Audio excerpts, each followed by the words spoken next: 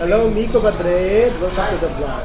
Hello po, Tito Timmy Basil. Kumusta po kayo? Kailan ka dumating from Saudi?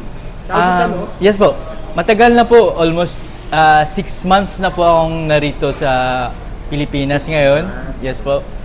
So, nakailang taon ka sa Saudi? Almost 6 years po ako dun. Pwede nag-ano ka ng mga salapi doon? Nagkamal ka ng salapi? Hindi naman sa sa salapi kasi ang ginawa ko po sa sahod ko, inipon ko po for build my own house. Katunayan po meron na po akong sariling bahay ngayon.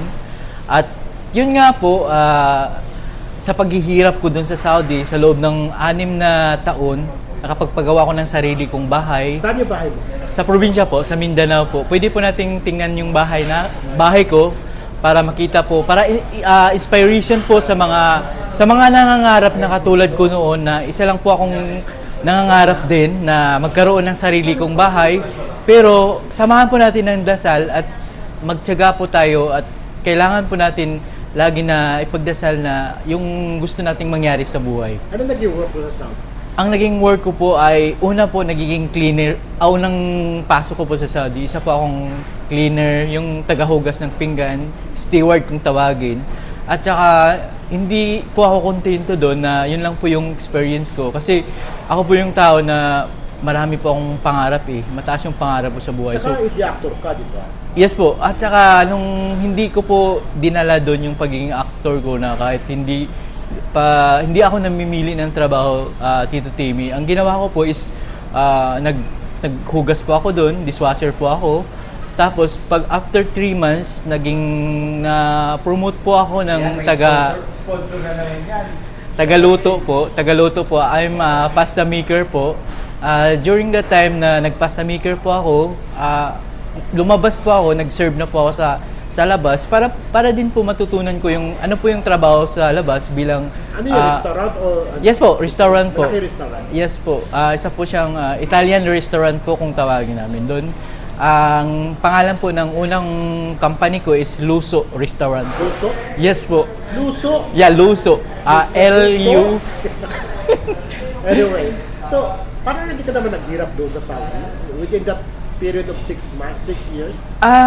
Hindi po. Oo po, hindi naman po pag nasa ibang bansa ka po, nakaka-survive ka po talaga kasi iba yung kinikita natin doon compare dito po sa Pilipinas. Pero yung yung abuse, physical abuse, wala ka ang physical abuse kasi po, meron mga reklamo ng mga Pinoy doon. Lalo pag ba doon? O ano daw? Kuntuhan mo kami. Sad to say, meron pong nangyari sa aking harassment po doon. Pumunta po ako sa isang venue namin, sa isang location ng restaurant namin kasi may pinapadala doon na staff na tutulong doon kasi busy po sila kasi may event po sila. Ang nangyari po doon, nag-taxi po ako. Tapos nung nag-taxi po ako, may dalawa pong Indiano na kasabay ko. Kumbaga ako yung napagitnaan, yung driver din Indiano din. So, ang nangyari doon, parang share a taxi ka to? Hindi ko alam kung sharing ba yun kasi hindi naman sila lumabas doon sa taxi. Kumbaga sinamahan lang nila ako. Samahan mo? Yes po. At saka yun yung pang nangyari sa akin na pagdating ko po sa dinala po ako sa desierto po. Yun na po ang yun, alam mo po yung nangyari sa akin yung dinala na ba ako sa desierto.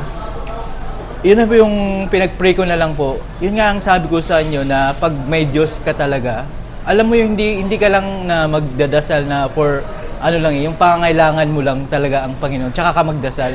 Every time po, anytime po pwede ka magdasal po kayo kasi ang Diyos po pag pinasok niyo po sa mismong loob niyo po, na nandoon na po kayo sa Kanya, na comfort po kayo sa anumang gagawin niyo kasi paano hindi ko? Kautsaba nila yung driver ng taxi? Siguro po. Kasi sila eh. Bumaba, huminto kayo tapos? Huminto po kami, tapos hinulpo niya yung kamay ko, tsaka yung isang kamay ko, tapos ang lakas po ng nila. Tapos dinala ko nila doon, tapos yun lang po, nung malapit na kaming pababa, wala akong maibang maisip, kundi nag-pray na lang ako, sana kung mamatay man ako, sana mauwi man lang kahit yung katawan ko lang mauwi sa Pilipinas. Kaya ang nangyari nun, Nilatigo ka ba? pinagdasal ko na lang na ano. Kaya Ano nangyari? ang una kong talagang inisip, bigla na lang pumasok sa isip ko na tatawag ako ng pulis 988. Kumbaga, bigla hindi ko naisip Gabi yun. yun, gabi? Opo, gabi. Sabi ko, tatawa ko ng pulis, naka call na ako ng pulis. Doon na po sila natakot at inuwi po ako doon hinatid po ako doon mismo sa may gilid lang pero malayo po sa inuuwian ko. Yun lang man po kasi ang ginawa Pero ko walang physical na ano po nila ako doon, yung hinaras na ako, yung parang inano na nila na sinakal na ako, may mga ganun na harassment na talaga. Yung mga may pisikalan na po. Opo, tapos yun nga po kasi i-rape na ako doon. Tama po yung ano. Kaya nga po na ano ako doon eh. Kaya nung nagsabi na ako na tatawag ko ng pulis, bigla po silang na alarma, yung kumbaga natakot din sila kasi di naman sila taga ron eh. Kaya nakakatakot talaga doon. Sobrang nakakatakot kasi first time na nangyari sa akin yun at ibang lahi pa talaga. Na if ever na kung hindi ako nag-pray noon, baka siguro wala na ako ngayon, patay na rin ako ngayon. Hindi ka na nilaban?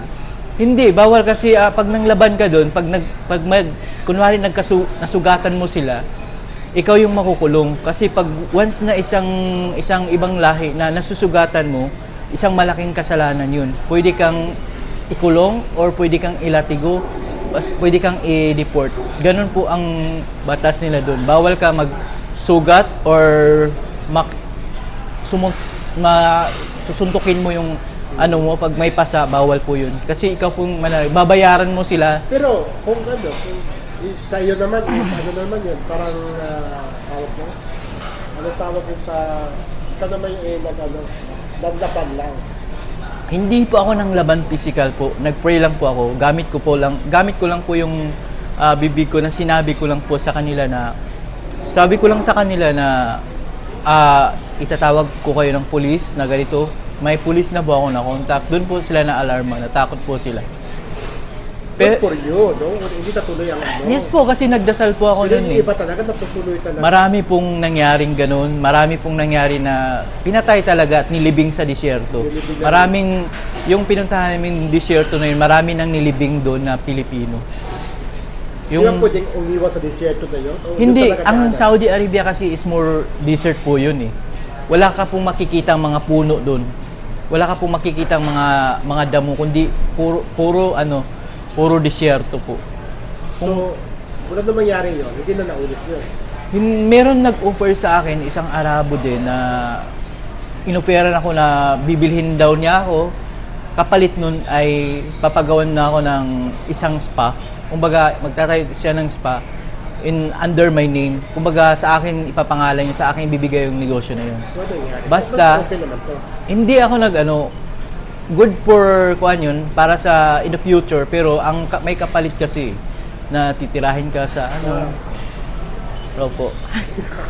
Bakit hindi ka Ayan. So, dahil sa mga experiences mo doon, umuwi ka na Pilipinas at binalikan mo yung pag-artista. Yes po, bumalik po ako ngayon. As of now, nagtitaping po ako. Pero dati po, nung hindi pa ako nakapag-abroad, si Direk Benny po yung nakatulong sa akin. Marami kang dahil sa interview noon na naghirap ako. Kasi nung interview na yun, meron pong isang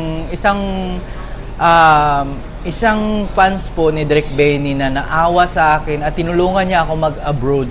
Kumbaga, message niya ako na mag-abroad ka na lang para may mangyari sa buhay mo, para bumangon ka sa anumang hirap na nangyari sa ngayon. Kasi iniwan po ako ng pamilya ko eh. So ngayon, napapanood ka sa? Ngayon, mapapanood niyo po ako sa Batang Quiapo at saka may ginagawa po akong movie ngayon with Kim Anong Chu. role mo doon? Sino ka doon? Isa po akong board member doon, isa po akong board member, isa po akong board member. Isa pa akong mga business business partner. Talaga. Oo. Yaman-yaman ka ang role mo. Yaman-yamanan po ang role natin ngayon. Ano pa ba? Ano lang po, wala pa pong inano na pangalan. May mga lines. May mga kami, may mga eksena kami. So, naglaga ang buhay ni Madrid. Yes po. Laban lang. Laban lang at saka ito lang po yung ko, huwag kayong sumuko. kung ano man yung mga pinagdadaanan nyo sa buhay ngayon, may malala pa sa nangyari sa atin. Hindi nga sumuko yung mga walang paa, walang kamay. Tayo pa kaya na may kumpletong kamay, paa, may nakakalakad, nakakagawa tayo, may free tayo na gumawa kung anong gusto natin. Huwag lang tayong sumuko sa laban ng buhay. Ito ay kakambal na natin. Kaya huwag tayong dapat marunong tayong mag-drive sa sarili nating diskarte, sa sarili nating future at sa tagumpay natin.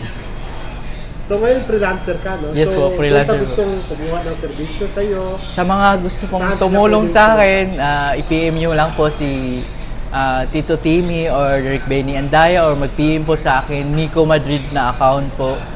Pwede nyo po akong i-PM doon at makakausap po kayo, bigyan ko po kayo ng time na makakausap po kayo at sana po isa kayo sa mga magiging makaka-learn ng aking nangyari sa aking experience. Ma-share ko po sa inyo yung experience na nangyari sa akin na hindi po ganun kadali ang buhay.